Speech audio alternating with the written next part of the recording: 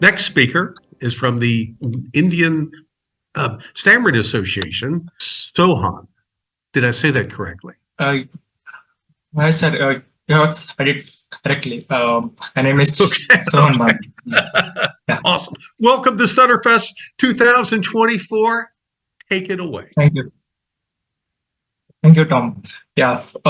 Firstly, I would like to say that thanking to the Stuttering Fest for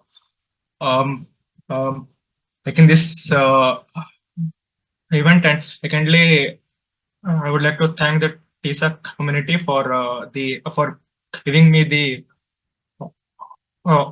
opportunity to present my presentation. Yeah, sure. Let me start my presentation.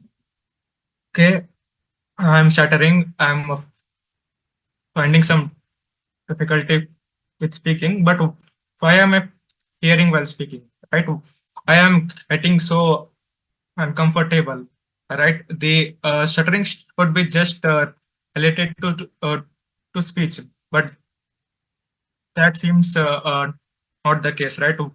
I am not able to get proper sleep sometimes, and why I have become physically and mentally weak, and I speak completely fine with myself, but speaking with different people, I do face difficulty. And the question we since it's been since long time for people that we sometimes forget to ask why stutter, because it's been since long that is happening, and we sometimes forget to address the roots. So that's how I came up with my topic of thinking beyond stuttering, which is that we have to see beyond stuttering, and the stuttering is just on the surface, that whatever we see, the blocks that we face while speaking, but in reality is actually much beyond and a different process, and I'm trying to make an attempt to understand it. So whatever we do, right? So today we are in a 21st century, but it's really important that we have to understand and study the evolution, or at least a basic level, because today with the technology and the modern world, things are changing continuously and very fast, and we humans, it is getting more difficult, because with that technology we have facilities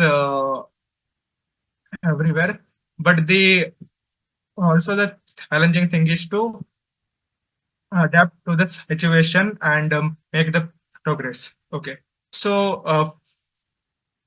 from this diagram on the right side, we can say that we all are connected together. In the bottom, you can see that the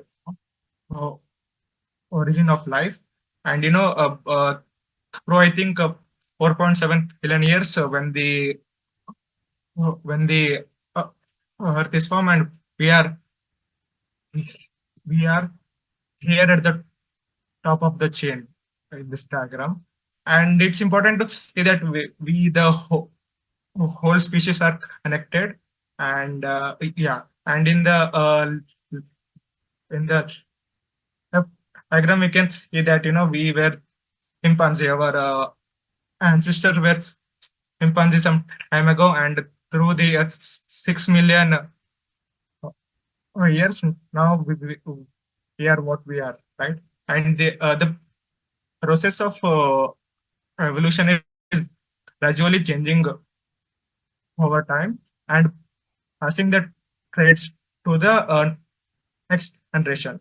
So basically, if we see, so right, it all started with a single cell, and depending on the situation and environment, he started to see changes and grow, right? Uh, yeah.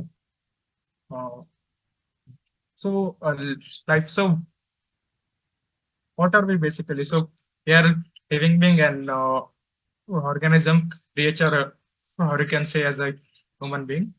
And if I see some of the properties over here, so we are just basically a bunch of they're basically a bunch of cells which are together and performing the functions. And the second one is important to see that living organism engage in obtaining energy from the uh, environment and converting into usable forms. So we take energy in the different forms, like through the food, through some activities, through sunlight, and we perform the actions. And two more important thing is like growth and development, and it's a continuous process, and the adaptation. No matter how tough the situation where we humans or species can adapt to any situation and make progress, right? And here also the other third point and the sixth point, like so that's what. So we consume energy in the one form and do the activities in the different form. And so we continuously interact with the environment and take actions accordingly. But today in the 21st century, we can see that we are in a living in it is there in just some buildings and locking ourselves in the room. So that has been a difficult process, and it's difficult even to manage the type itself. So just give me a minute.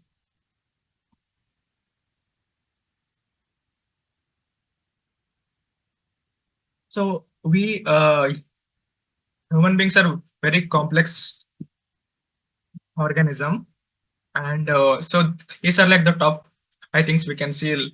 Like we have the biological behavior, social behavior, cognitive, emotional, and adaptive. So on the basic level, we need like food, water, shelter, right, and sleep. And in the social behavior, so it's really important that we communicate with the community or the social group. We collaborate, we cooperate with them, right?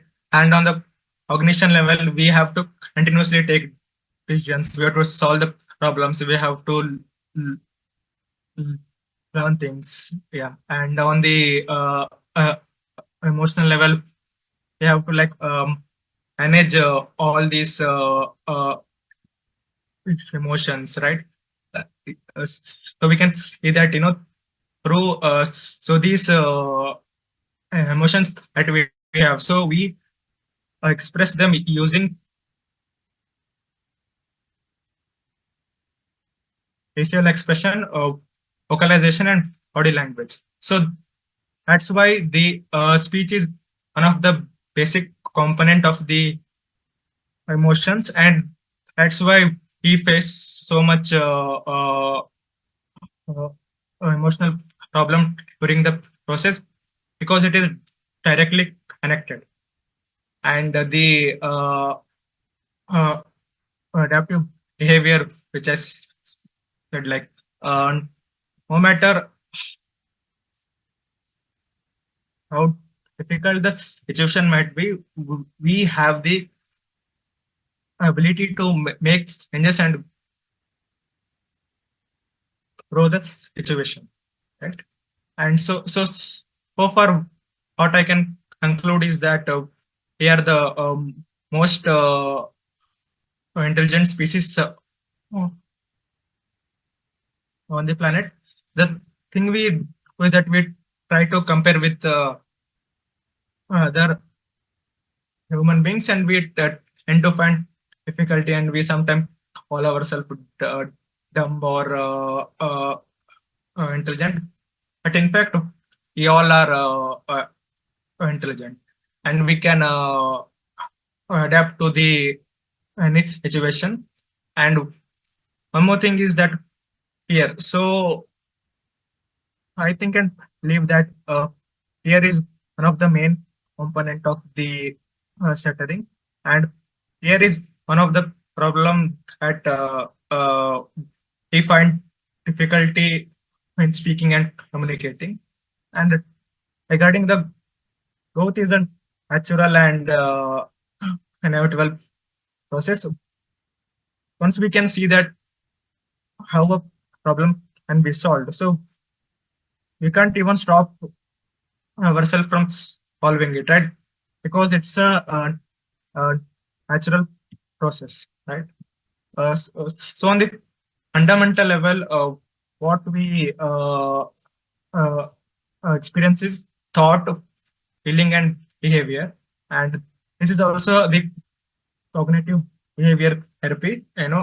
Which we have thoughts, feeling, and behavior are internally connected, and if we try to understand how this operates, we can bring a significant difference not only in stuttering but also in our life also, right? And similarly, the same thing can be said as body, mind, or soul, or the self. Yeah. So this is Oslo is one of the psychologists, and he created this hierarchy of needs. So we may seem that things that are now. So for us as a stutterer, it feels that stuttering is the most important problem, and we have to solve this first, and we have to keep the rest of the problem aside. But the thing is that we have to see where we are in our life, and depending on the situation, there is a difference in depending on the situation, we can see whether the stuttering is that important or not. So the basic requirement for to sustain ourselves is physiological needs, safety and security, and on top of that we have love and belongings, self-esteem, and self actualization. And so at the bottom, so in the bottom, it's very difficult to deal with stuttering, right? And I think at this stage 1, 2, or 3, it's but more comfortable to work on stuttering. But if we are struggling with our health and employment or family issues, so we can't spend our time on speaking, because those situations are much more important than our speaking. Yeah. And so system thinking is one of the concept. So the thing is that everything is connected, and we have the components of the individual. So how the thing work is a thing work in a system of, for example, in the first picture you can see that there is a small plant, and for that a small plant to grow, the plant needs sunlight and a proper temperature and nutrient soil and also water. So the system has to work in this way so that the plant can grow. Similarly, for us in the speaking, it's also important that the system should be there. Okay, yeah. So yeah, just a couple more minutes. Yeah. So so the idea that I'm saying is to improve the quality of life. So in the meanwhile, the speaking skill will also improve. But my mind is like, no man, I don't believe in it. Speech is the most important thing, and fix your speech first, and then do anything that you want. So for that, it's really important that we reach a threshold of fluency, and when we reach that, we can be comfortable with the speaking, and with the situation we can perform better. Okay. So stuttering on the fundamental, if we say, we all know the definition. So with the time constraints and little bit difficulty, so there are two more things that I want to say. That is the supportive and the supportive environment. So suppose if I want to speak, so this is let's say my study room. So this is where I'm more comfortable, and I can speak a better way. And similarly, this if I suppose if I'm at this place, I can speak comfortably, and so this is an supportive environment. So where not only for the stutterers, like or even a normal person, we will also find difficulty in speaking. Right? Yeah, and just a couple more things. So for me, so these were the things that worked on and which helped me to improve in speaking. The first thing is speaking with mind. So we tend to focus on our mouth while speaking, and the second thing is not focusing on the words. Sometimes we think we have problem in some words like K, R, S. No, that's what I think is the situation. We sometimes find comfortable some words and not in other words. And so here for me, the two main things were like the meditation and singing. By the meditation, my quality of thoughts actually very much improved, and whatever that was happening on the outside, I was able to see it, and I was able to make myself calm. And the second thing was the singing, where by singing we talk continuously, and by that our speech So sorry to cut you short, but we have our next speaker. Would you like to continue your presentation in breakout room number 6? Yeah. I would like to continue on that.